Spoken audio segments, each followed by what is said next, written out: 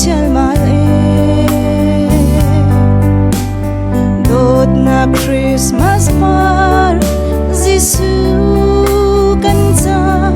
a chuak chang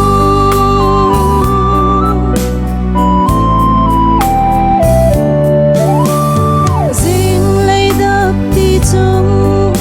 zil khi nem hung sang lo ni kip chin lung na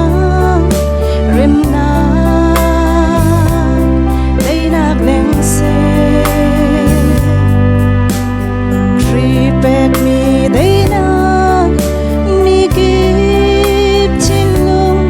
a leng se amina dei na boi pa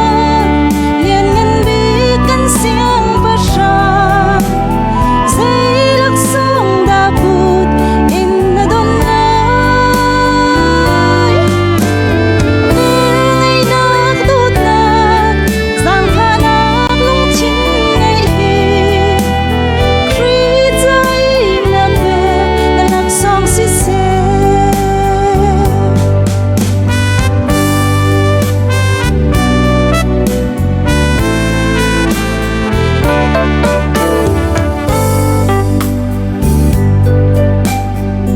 Oi minan ummo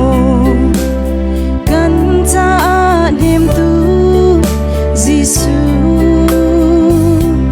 Kri a chuak chang lung lom lak